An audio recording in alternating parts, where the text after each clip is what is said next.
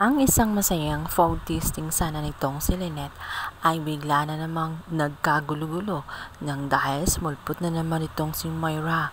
Sinabotahe kasi ang pagkain na dapat nilang i-tasting. Hindi na nga maiintindihan nitong si Lynette kung bakit gano'n na lamang ang galit nitong si Moira sa kanya. Kahit saan siya magpunta, hanggat nasagi sa kanyang paningin ay hindi niya ito lulubayan hanggat hindi niya magugulo ang araw nito. As usual, nagkasabunutan na naman itong dalawa at nagbabangayan na naman kung ano-anong mga salita ang ibinabato nga ni Moira dito kay Lynette. Maya-maya pa ay bigla na ngang dumating itong si Doc Carlos. Naabutan nga niya ang mga ito na nagsasabunutan na, kaya naman agad niya itong inaawat. Subalit si Moira ay hindi pa rin titigil sa kanyang mga sinasabi na kung ano-ano dito kay Lynette. At hindi yun nagustuhan nitong si Carlos na pailing na siya sa mukha nitong si Moira. Ngunit itong si Moira ay nakuha pang tanungin kung nasasaktan ba daw siya sa kanyang mga winika. Ininsulto nga niya itong si Carlos at sinabihan pa niya na bagay umano sila nitong si Lynette sapagkat parehas na sila ng panlasa at mahilig umano sa mga tira-tira lang.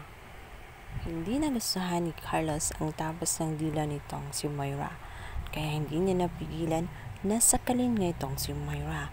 Kaya naman labis na ikinabigla nitong si Lynette at nag-flash sa kanya yung piniga din ang mga kamay niya nung lumabas ang galit ni Carlos sa kanya. Nag-flashback nga sa kanya ang mga nangyari noong sa engagement kung saan galit na galit nga itong si Carlos nang makitang ang larawan na ikinalat nitong si Moira.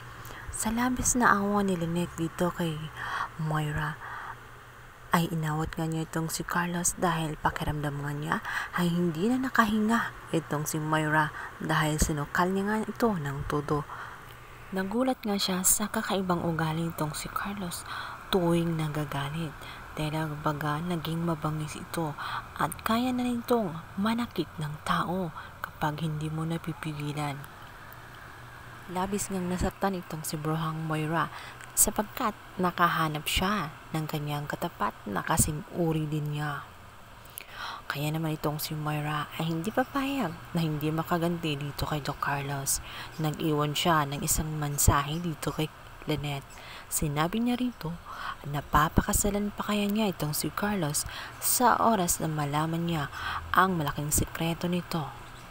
Nagulanta nga itong si Lynette sa sinabi ni Moira at nais niyang alamin kung ano ba talaga ang sikreto nitong si Carlos na tinutukoy nitong si Moira.